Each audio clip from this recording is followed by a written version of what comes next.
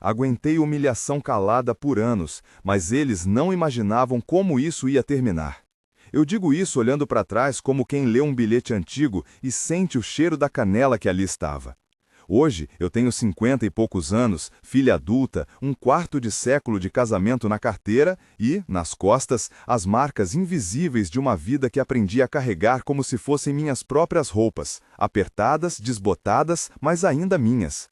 Casei com 25. Ele se chamava Antônio e na foto do casamento sorria com a confiança de quem sabia que tinha feito um bom negócio. Estabilidade, casos, carros, promessa de comodidade. Nos primeiros meses, tudo foi igualzinho às novelas que eu assistia escondida à tarde da noite. Jantares, viagens, planos. Mas as luzes se apagaram devagar e ficaram só as luzes do corredor. Antônio era um homem presente no fato. Salário na conta, contas pagas, concertos feitos. Ausente no resto. E a ausência tem uma anatomia. Chega aos poucos, ocupa a mesa, o varal, o cheiro do café e você acaba dividindo a vida com o eco do que era antes. Veio a Amanda 4 anos depois. Veio com um choro que eu ainda ouço quando me pego costurando uma peça de roupa velha. Quando a segurava no colo, senti uma esperança tão grande que doía. Mas não foi suficiente para reacender olhares que já haviam se tornado costume. Antônio continuou a ser o que sabia ser, provedor. E transformou a exigência de atenção em crítica, quando eu reclamava de não ser vista. Você dramatiza, ele dizia, como se eu escolhesse a penúria afetiva por capricho. Quando o ciúme dele aparecia, vinha projetado, ciúme de qualquer movimento que pudesse me dar visibilidade fora da casa. De um colega de trabalho, de uma amiga, do vizinho que conversava no portão. Era como se, para manter o controle, ele precisasse reduzir o mundo àquilo que ele podia possuir. Foram anos de migalhas. Pequenas coisas que, fora do contexto íntimo, pareceriam insignificantes. Um beijo apressado na testa antes dele sair, o jornal sempre dobrado do mesmo jeito na mesa, flores que eu comprava para casa e que, com o tempo, deixavam de aparecer no vaso. Minha existência foi ficando reduzida a uma rotina previsível. Café frio, checar a bolsa do filho, preencher formulários, sorrir quando era solicitado. E eu fui aprendendo a ficar calada. Ficar calada virou uma estratégia de sobrevivência. Evitar a discussão, supostamente, mantinha a paz, mas, na verdade, punha a minha alma em silêncio. Havia também o controle disfarçado de proteção. Antônio ligava várias vezes ao dia para saber onde eu estava. Queria saber com quem eu falava. É ciúme, pensei por muito tempo, do tipo que protege. Mas ciúme que vigia é cárcere. Ele justificava tudo com um tom quase caridoso. Eu me preocupo com você. E eu comecei a confundir preocupação com vigilância. A casa virou um lugar onde eu precisaria de licença para respirar. Nos anos em que me fechei, a minha linguagem ficou mais econômica. Eu aprendi a elogiar o jantar, a perguntar sobre o trabalho dele, a fingir interesse por jogos de futebol que ele gostava. Em troca, ganhava a ordem do lar administrada como se fosse um investimento. A maior humilhação foi essa neutralidade, ser tratada como despesa, não como presença emocional. As humilhações explícitas vieram também, mas raramente. Havia um tipo de sarcasmo que cortava, um comentário em público que reduzia minha voz, uma piada sobre minha roupa que, para os outros, era só graça. Para mim, era mais uma prova de que eu estava invisível. E eu aguentei, por anos. Às vezes me dizia que era amor, outras vezes dizia que era culpa por ter escolhido aquele caminho. A mim, ninguém ensinou como ser vista por quem a gente ama, sem transformar isso numa acusação. Eu me culpava por pedir demais. Ia ao espelho e tentava ajustar não só o cabelo, mas a atitude, para parecer menos carente, menos reivindicante. A invisibilidade pesa como um casaco molhado. Foi assim que, numa manhã de janeiro, alguém bateu na minha porta e trouxe de volta uma sensação que eu não sentia há muito: ser vista por inteiro. Ricardo era vizinho de muro. Ele tinha cerca de 40 anos, mãos grandes de quem trabalhou com as próprias mãos, olhos que não fugiam dos meus quando eu falava. Não era o tipo que chama a atenção numa festa, mas era aquele que repara na dobra do lençol que você deixou sem ajeitar. Ele falou comigo sobre o gato que subiu na árvore e ficou lá preso 3 dias. Se ninguém descer, ele cai, disse numa voz prática. E eu ri, meio sem graça, porque eu já havia passado 3 noites pensando no próprio gato. No gato que tinha sido do meu pai, que chegou quando Amanda era pequena, que agora dormia no mesmo canto do sofá, sempre com um olhar de quem compreende. O primeiro encontro com Ricardo foi banal. Ele me ajudou a tirar um saco de compras do meu carro na garagem quando a porta travou. Pegou meus sacos com a naturalidade de quem está no seu próprio quintal. Enquanto estivemos ao lado do carro com o portão fechando entre nós, ele comentou algo sobre um jornal que eu carregava. "Você lê o jornal todo dia ainda?" perguntou. "Sim", respondi. "É meu momento." Ele sorriu. Minha sogra também gostava de ler. A nossa tradição é subestimar as coisas simples. E ali, naquele comentário, eu senti uma tradução. Ele via as coisas que eu fazia, não apenas porque eram úteis, mas porque eram parte de quem eu era. Ricardo apareceu mais vezes. Trouxe um pacote de farinha quando soube que eu estava fazendo bolo para a escola da Amanda. Consertou a cerca do quintal depois que um vento forte entortou tudo. A cada ajuda havia um aceno de reconhecimento. Não era apenas serviço, era atenção não instrumental, atenção que não pedia troco. Isso, por si só, é perigoso quando você vive sem privilégios afetivos. Você começa a medir o afeto pelo que falta na sua vida. Os gestos que para fora seriam pequenos foram escalando dentro de mim. A atenção de Ricardo era um espelho. Eu me vi sem os filtros impostos pelo casamento. E ver-se é um risco atrativo. À noite, eu recordava uma conversa no portão, o som do carro dele ligando, o cheiro do óleo de motor misturado ao perfume que ele usava, discreto, não invasivo. Recordava como ele ouvia com os olhos, não só com a cabeça. E, sem perceber, o que era gratidão foi se transformando em algo mais íntimo. Não se transforma do nada, é consequência do vazio preenchido. Não quero aqui justificar nada. Não é uma linha reta que leva de atenção à traição. É, antes, um caminho cheio de curvas emocionais. Gratidão que vira dependência. Dependência que vira fantasia de saída. Fantasia que tenta se autoconvencer de que aquilo é resgate. Eu repetia para mim mesma que precisava de ser vista. Eu dizia que merecia um olhar que confirmasse minha humanidade. E isso não era mentira. Mas a forma como busquei isso teve peso nas pessoas que me cercavam. A primeira vez que o toque de Ricardo deixou de ser apenas um aperto de mão foi num domingo quente. A Amanda tinha ido para a casa de uma amiga e Antônio fora para um jogo. Eu estava no quintal pendurando roupas no varal, quando ouvi um miado desesperado. Era o gato do meu pai, que tinha subido na figueira e agora tremia entre os galhos. Ricardo apareceu com uma escada na mão, como se aquilo fosse a coisa mais natural do mundo. "Deixe comigo", disse. Subiu, falou com o gato com voz baixa, tirou o animal, ofereceu-me de presente um lenço para secar os pelos molhados. Quando desceu, ergui o olhar e, sem planejar, nos encontramos de frente. Havia pólen no cabelo dele, havia suor no rosto. E naquele gesto simples, houve algo que o fez ficar mais humano, menos personagem. Ele me aproximou a mão dela, não precisava haver mais que isso, e nossos dedos se tocaram num desses pequenos choques que lembram de quando se era menina e a vida ainda era promissora. O calor que senti não foi apenas físico, foi a contagem de todos os silêncios que eu vinha guardando. A sensação era nova e confusa. Eu sabia, na ética básica da minha vida, que aquilo era perigoso. Eu sabia que Antônio era marido e que Amanda era filha. Mas a alma tem seu próprio mapa, e às vezes ele aponta para lugares que a cabeça não quer entender. Nós nos beijamos pela primeira vez porque éramos humanos, e porque naquele momento ninguém mais havia me olhado daquela maneira. Foi rápido, não houve cinema nem trilha, apenas a urgência de 2 corpos que buscavam confirmar que existiam. Depois, voltei para dentro de casa como quem volta de um acidente, atordoada, com o gosto da surpresa na boca e com a súbita ciência de que algo havia sido quebrado. Não posso descrever aquilo como heroísmo ou como ruína, foi apenas verdade. Depois tentei racionalizar. Foi só um momento, disse a mim mesma. Mas os momentos têm memória, eles plantam sementes. A noite que seguiu foi uma longa procissão de perguntas sem respostas. Fiquei olhando para Amanda dormindo. Aquele rosto pequeno era, ao mesmo tempo, meu abrigo e minha responsabilidade. Havia uma camada de culpa que eu não sabia administrar.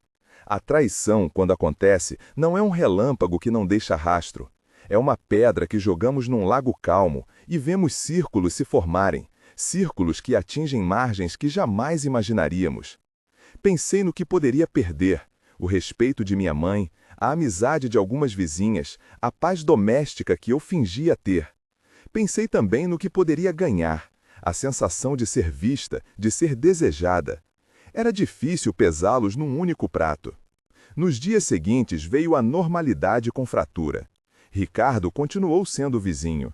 Antônio continuou a ser o marido. Eu continuava a ser a mãe. Mas algo havia mudado. Havia agora um segredo que me costurava o peito de forma diferente. Segredo é uma palavra que escorrega para o lado do medo. Eu passei a mensurar palavras, a evitar certos olhares, a transformar conversas em evasivas. Falar com Antônio exigia uma economia de afeto que eu já não tinha. As pequenas humilhações, aqueles comentários sutis que antes eu engolia, agora feriam com mais força, porque eu via que havia outras possibilidades. Ricardo e eu conversávamos mais. Não me coloquei como vítima nem como heroína. Procurei justificar meu sentimento com razão. Não é só sexo, é cuidado, eu me repetia. Mais cedo eu comecei a perceber que o que buscava em Ricardo não era só um substituto a Antônio. Era uma confirmação de que eu existia fora de meus papéis. Isso é importante. Muitas vezes, quem trai não busca apenas prazer físico, busca aniquilar a sensação de ser menos. E por isso é tão complicado julgar quem erra. A dor que move as escolhas não é sempre visível. Quando finalmente confessei para mim mesma que havia algo de mais entre nós, veio o medo do julgamento. A comunidade onde vivíamos era pequena, onde as histórias se transformavam rapidamente em teorias. Em mais de uma missa, eu ouvi comentários sobre mulheres que se perdem. Em mais de um almoço, senti olhares que pesavam como sentenças. O adultério naquela cidade não havia espaço para a humildade. Ou você era santa ou era vilã. Não há espaço entre. Essa polaridade foi uma das formas mais violentas de violência social que experimentei. Eu sabia que, ao seguir adiante, estaria abrindo mão de uma aceitação que, por anos, me manteve de alguma forma segura. E ainda assim, havia uma força invisível me puxando na direção de algo que eu não sabia nomear. Não era apenas desejo, era a necessidade de existir como algo além das caixas que a vida me havia colocado. Uma noite, Antônio encontrou uma mensagem no meu celular. Não foi por maldade ou investigação. Ele sempre teve um hábito de xeretar as minhas coisas sob o pretexto de cuidar. Eu poderia ter antecipado isso, poderia ter sido mais cautelosa, mas não fui. Quando ele leu as linhas e me encarou, o silêncio que veio a seguir foi como um veredito. Sua voz não precisou gritar, o tom já penetrou minha pele. Humilhação pública não precisa de plateia. Basta que alguém que você ama te olhe com reprovação. Ele trouxe a seca ironia de antes junto com uma ferocidade nova. Vai me dizer que isso é só conversa? Disse, e eu não tive muito a dizer. Na frente da Amanda, ele terminou dando ordens como se eu fosse uma criança que cometera uma falta grave numa escola. Amanda assistiu aquilo tudo com olhos que pediam uma história clara. Por que minha mãe está errada? E eu não soube responder. As consequências foram imediatas. Naquela semana, as amigas que antes vinham para o café agora diminuíam as visitas. A igreja murmurou. Alguns saíram do meu lado sem sequer me perguntarem o porquê. Amanda, que já estava confusa, passou a ver a mãe como fonte de vergonha. E eu, que durante anos havia guardado minha dor por medo de provocar ruído, percebi que o ruído já havia sido provocado. Por mim, por ele, por todos esses gestos acumulados. Talvez a maior ironia seja essa. Tantas vezes me silenciei para evitar escândalo, e o escândalo veio mesmo assim. Na confusão, Ricardo prometeu. Ele prometeu versões de um futuro que soavam como bálsamo. Separação de esposa, casinha, recomeço. Palavras de promessa são fáceis quando não se está diante do custo real. E o custo veio rápido. Ricardo teve sua própria hesitação com o confronto. Ele vivia uma vida aparentemente segura. Abandonar tudo não era tão simples quanto dizer "eu te quero". A promessa que ele fez virou uma expectativa que, para eu sustentar, tive que empilhar sobre dúvidas que já viviam dentro de mim. A esperança é frágil quando se sustenta sobre a insegurança alheia. Houve um tempo em que eu achei que aquela relação significaria saída. Mas as saídas não têm só um autor. Às vezes a saída envolve outra pessoa que também tem medo. E quando os medos se encontram, o que se forma nem sempre é liberdade. É um novo tipo de prisão. Comecei a perceber que eu havia trocado uma cela por outra, menos opressiva talvez, mas ainda cela. Onde antes havia vigilância do marido, passara a existir a expectativa de um amante de que eu me provasse. E eu cansei. Cansei de carregar a sensação de que minha vida dependia do olhar de um homem para ser verdadeira. Nesse ponto, a história começou a se dividir no meu pensamento. De um lado, a urgência de não voltar ao silêncio. Do outro, o receio de destruir minha filha pela minha busca de identidade. Eu tentei conversar com Amanda, tentei explicar sem aliviar minha culpa. Ela me ouviu um dia na varanda, enquanto eu tentava explicar que amar não é só permanecer, que às vezes quem fica também machuca. Suas respostas foram curtas, cheias de desconforto e raiva. E isso doeu mais que qualquer injúria pública. A filha, que até então era minha pequena solidão viva, me olhava como se eu fosse a causa do seu desconforto. E eu entendi que, enquanto buscava ser vista por um homem, teria que também readquirir a visão de mãe que ela merecia. Aquela fase foi uma lição dura. O que veio depois desse ponto não foi um corte seco, foi um processo. Mas ali, naquele limiar, eu senti que algo iria mudar.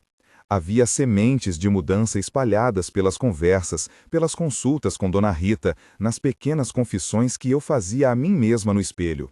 Ainda estava confusa. Ainda havia amor e raiva misturados numa mesma sensação.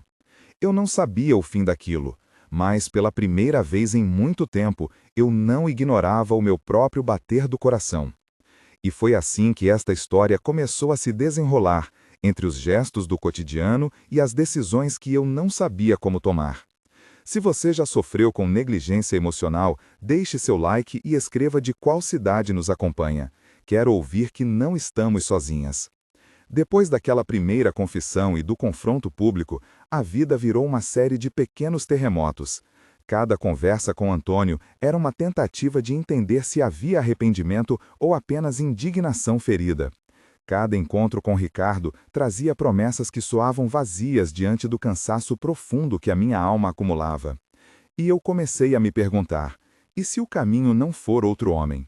E se a saída for aprender a existir por mim mesma? Nesse ponto, a narrativa precisa ser contada com cuidado, porque há personagens que também sofrem. Amanda tem sua própria história e a cidade reage com dureza. Há promessas que se desfazem e escolhas que doem. Ainda não posso contar tudo o que aconteceu depois, mas posso dizer que a minha voz mudou. Não era a voz de antes que sussurrava para manter a paz. Era uma voz que começou a exigir respeito. E exigir respeito, quando se viveu longos anos em silêncio, é um ato revolucionário. Eu não sabia, naquela manhã em que o gato foi resgatado, que aquela pequena cena abriria uma porta para tantas coisas. Não sabia que um beijo poderia criar tanto estrago e tanta possibilidade. Não sabia que a decisão mais difícil seria, no fim, a de me buscar. Mas sabia, com uma clareza desesperadora, que continuar do mesmo jeito era impossível. E saber que algo é impossível é, paradoxalmente, o primeiro passo para encontrar uma nova maneira de ser. E saber os meses que vieram depois do meu romper com o silêncio foram como uma sucessão de portas se abrindo e fechando ao mesmo tempo. Abriam-se oportunidades de escolha e fechavam-se portas de segurança. Havia dias em que eu me sentia leve por ter finalmente dito em voz alta algo que vinha engolindo há anos. E havia dias em que a casa parecia um deserto por ter perdido a familiaridade que, mesmo dolorosa, me era conhecida. O processo da separação foi lento e doloroso. Não porque houvesse disputas violentas, não foi esse o tipo de confronto, mas porque se tratava de desfazer uma vida construída com prazos, garantias e hábitos. Havia detalhes práticos: dividir a casa entre lembranças e utensílios, ajustar o nome nas contas, explicar a Amanda que as coisas mudariam. Havia detalhes burocráticos que, embora banais, doíam como se cada assinatura arrancasse um pedaço da rotina que eu julgava segura. A cidade comentava: As fofocas colocavam camadas sobre o que já era ferida. Mas, mesmo em meio a tudo isso, havia uma crescente sensação de responsabilidade nova. Eu precisava me sustentar, emocionalmente e materialmente. Ricardo tentou aparecer como solução imediata. Falava em planos, mudanças, em uma liberdade que soava sedutora. Durante um tempo achei que seguiria essa estrada, que talvez a vida me devolvesse numa forma melhor. Mas as promessas começaram a se esboroar, quando a realidade exigiu compromissos concretos. Ele tinha seus próprios medos, filhos, ex-mulher, contas, vergonha social. O que parecia paixão também era medo travestido de coragem. Chegou um dia em que percebi que eu me tornara parte do navio que ele não estava disposto a pilotar para longe, e ficar agarrada àquele sonho me mantinha em constante expectativa. Cedo ou tarde, cansei de viver na órbita de alguém que me atraía sem conseguir ser porto. Quando as expectativas de Ricardo falharam, senti algo que jamais imaginei: alívio misturado com culpa. Alívio porque finalmente não precisava mais provar nada para ninguém. Culpa porque, por minha ação, uma família se desmanchara e Amanda sofrera. Essa culpa foi uma companheira dura e necessária. Me impôs limites, fez-me olhar para dentro. Eu não a usei para me autoflagelar. Usei-a como bússola para reconstruir minha vida de maneira que minha filha pudesse ver um caminho de integridade, não de repetição. Procurei redes de apoio. Dona Rita me levou a grupos de mulheres que passavam por separações, por perdas, por reconstruções. No começo eu participava sem dizer muito. Observava, absorvia, notava que minhas dores tinham ecos nas histórias das outras. Haviam mulheres que haviam perdido casas, outras que haviam encontrado emprego aos 50. Havia aquelas que descobriam talentos que nunca souberam possuir. Um dia, numa roda, uma senhora falou: "Quando a gente perde o chão, aprendemos a caminhar na ponta dos pés até sentir firmeza outra vez." Aquilo ficou comigo. Era a imagem simples, mas verdadeira. Aos poucos fui recuperando a sensação de que o chão podia ser refeito, ladrilho por ladrilho. O trabalho foi o segundo grande campo de reconstrução. Eu sempre havia trabalhado, mas de modo que a renda do casal dava segurança plena. Com a separação, precisei assumir contas que antes eram divididas. Voltei a oferecer horas extras, fiz cursos online para atualizar meu currículo e fui buscar oportunidades que me parecessem compatíveis com minha rotina de mãe. Lembro do primeiro salário que recebi totalmente para minha conta. Era pouco comparado ao que estávamos acostumadas, mas senti-o como um pacto comigo mesma. Podia comprar o café que quisesse sem pedir permissão. Podia pagar uma consulta de terapia sem precisar argumentar. Podia colocar na conta da luz algo que antes dependia da palavra do outro. A independência financeira veio com pequenos atos acumulativos. Fazer uma planilha, renegociar prazos, aceitar aulas de costura numa associação que me gerou renda extra. Mas não foi só dinheiro. Tive que reaprender a gerir meu tempo sem as rotinas do casal. Isso incluiu reencontrar momentos que haviam sido meus, ler um capítulo sem pressa, assistir a um documentário sem explicar a ninguém, ir ao cinema sozinha e sair sem pedir autorização para voltar. Essas ações simples me ensinaram como o afeto por si mesmo se constrói em atos repetidos. Amanda teve seu processo. No começo, a dor dela se transformou em rejeição. Houve um período em que ela evitava me abraçar, em que me chamava com distanciamento. A filha que eu conhecia deixou de ser cúmplice de silêncio para assumir uma posição de julgamento. Isso doeu mais que qualquer gosto amargo de café. Eu sabia que parte do meu caminho precisava ser conquistada de novo. Eu precisava reconquistar a confiança de uma mulher que crescia diante dos meus olhos. Não foi tarefa fácil. Houve dias em que enviei mensagens e não recebi resposta. Outras vezes, quando nos vimos, havia formas cortantes nos comentários. Mas também houve encontros pequenos que foram sementes. Um jantar que surgiu sem planos, uma tarde para ver fotos antigas, a participação dela numa consulta médica que fiz. Cada gesto foi construindo uma ponte. Conversei com ela abertamente sobre a traição e suas consequências, sem justificar, mas explicando o que me levara até ali. Disse que havia erro, dor e também responsabilidade. Não pedi perdão como quem busca absolvição fácil. Pedi perdão sabendo que ele deveria ser conquistado. Amanda começou a me perdoar em medidas curtas, um abraço que demorou mais, um telefonema sem cobranças. Quando, anos depois, me acompanhou durante uma biópsia, vi ali o carimbo definitivo de que tínhamos refeito algo que havia sido quebrado. E então veio o diagnóstico que mudou outra vez tudo. Lembro do dia como quem guarda um cheiro. A sala de exames cheirava a desinfetante, o relógio parecia mais lento, e eu esperava por uma palavra que soasse simples. O médico falou em termos clínicos, depois em possibilidades. Havia naqueles minutos muito do que ainda poderia ser feito. O câncer apareceu como uma notícia bruta, sem poesia. Não era explicável por escolhas morais ou emocionais. Era apenas um corpo que precisava de tratamento. E eu, que havia passado anos discutindo sobre visibilidade afetiva, agora me via diante de uma luta pela própria sobrevivência.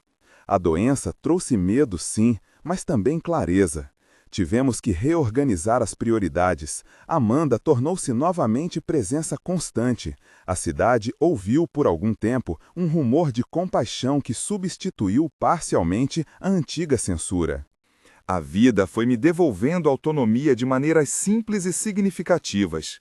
Fiz cursos de pintura numa escola do bairro e descobri que as cores me serviam como terapia. Pintar flores que antes eu comprava e colocava no vaso virou um ritual de cuidado consigo mesma.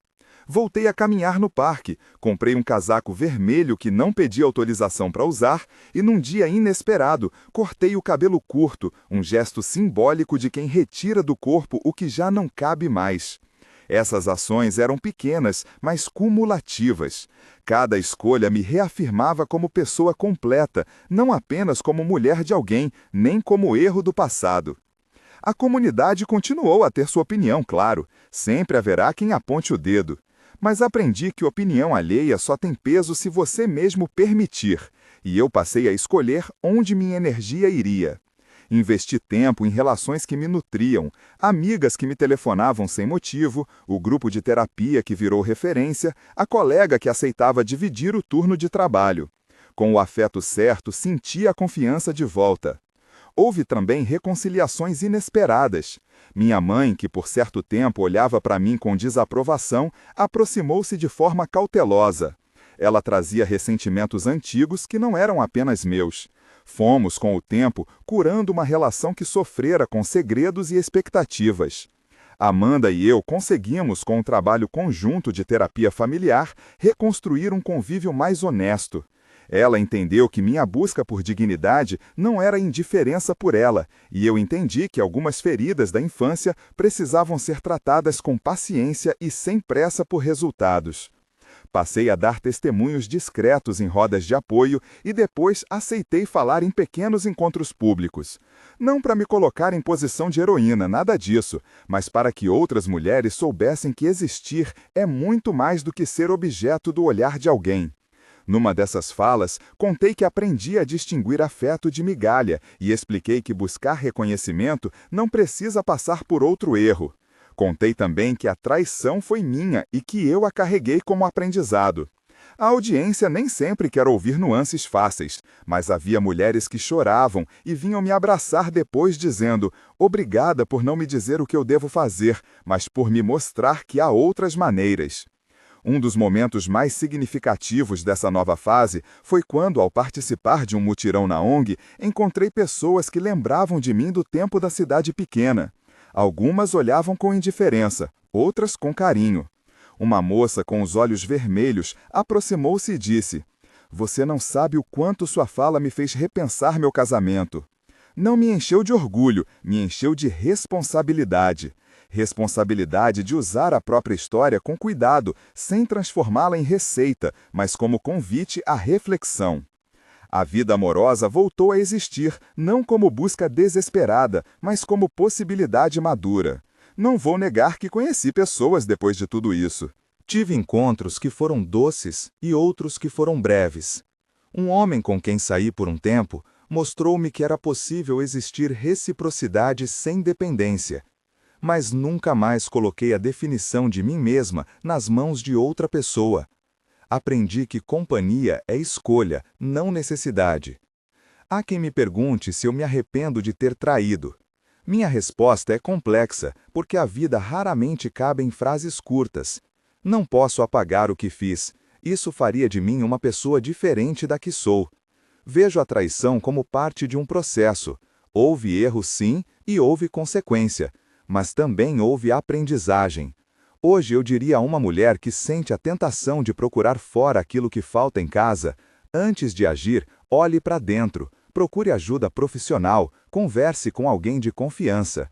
Se ainda assim decidir seguir por outro caminho, faça-o sabendo o preço e sem romantizar a fuga. Essa é a minha experiência, e não um manual. O que eu queria mesmo garantir com cada palavra que digo agora é que estar só não é sinônimo de fracasso. Foi um aprendizado duro, porque muita gente confunde a solidão escolhida com tristeza eterna. Estar só, quando é decisão consciente, é um espaço para se cuidar, se conhecer e se reconstituir. Era melhor para mim ficar só do que viver numa prisão emocional disfarçada de casamento. Ainda me lembro da noite em que decidi formalizar a separação. Foi uma noite calma, e eu sentei à mesa com uma xícara de chá e escrevi numa folha o que queria para mim.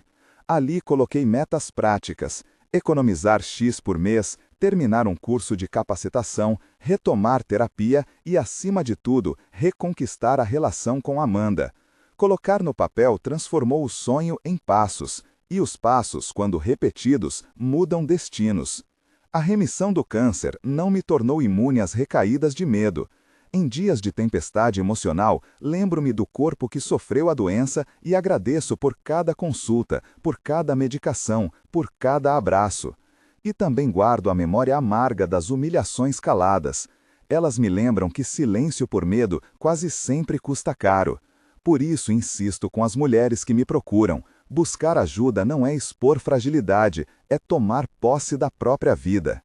Hoje, quando olho para trás, sinto que o título da minha história, Aguentei humilhação calada por anos, é só metade da sentença. Aguentei sim, sofri em silêncio sim.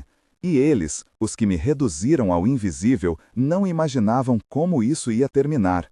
Não imaginavam que daquele casaco de humilhação eu tiraria com trabalho e transformação e emergiria alguém que se permite ser inteira, com falhas e com força. Na comunidade, tentei também criar um espaço onde as mulheres pudessem aprender a se posicionar sem se transformarem em versões duras de si mesmas. Organizei oficinas sobre finanças básicas para que nenhuma dependência fosse apenas afetiva, e oficinas sobre autocuidado. Um dia, numa dessas oficinas, uma participante falou: "Eu achava que precisava de um homem para resolver minha vida. Hoje sei que preciso aprender a resolver parte dela." Foi ali que compreendi que o trabalho coletivo faz mais do que curar. Ele previne. Não posso negar que houve perdas. Perdi amizades, perdi o conforto de uma vida previsível, mas ganhei outros bens que, no início, pareciam impossíveis: autonomia, amizades reais, um novo olhar sobre maternidade e, principalmente, a capacidade de me amar com menos urgência de aprovação. Aprendi também que o amor é uma escolha, que inclui a afirmação do próprio valor, e que amar uma filha não é anular-se, mas ensinar que dignidade é essencial. Ao fechar esta história, quero deixar algo prático que eu aprendi e que talvez te ajude. Antes de trocar de prisão, entenda por que você está preso. Antes de buscar outro homem, faça terapia. Antes de se calar, escreva o que te dói. Procure ajuda profissional, redes de apoio, pessoas que te respeitem. E se você já errou, saiba que é possível aprender sem se transformar num castigo para si mesma. Há dias em que revejo minhas fotos antigas e sinto saudade do que eu fui, sem desejar retornar ao que era. Há dias em que penso em Antônio com reserva afetiva. Compreendo as limitações dele sem desculpar as atitudes que me diminuíram.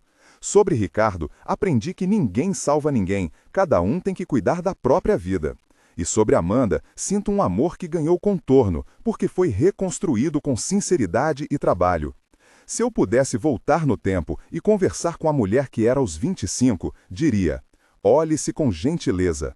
Não espere que o amor de um homem te confirme como pessoa. Busque seu valor em si mesma primeiro. É um conselho que me custa agora menos do que antes, porque o caminho foi longo. Mas talvez valha compartilhar essa lição com outras mulheres que ainda acreditam que o silêncio é proteção. Para fechar, se esta história tocou você, se identificou com algo aqui ou conhece alguém que precisa ouvir que é possível recomeçar, inscreva-se no canal, compartilhe este vídeo e procure apoio profissional se estiver num lugar de dor. Não há vergonha em pedir ajuda. E lembre-se, estar sozinha é melhor do que viver presa. Eu aguentei humilhação calada por anos e eles não imaginavam como isso ia terminar. Hoje eu termino olhando para mim mesma, inteira, com cicatrizes que contam minha história, com remissão e com vontade de seguir ajudando outras mulheres a encontrarem seu próprio caminho.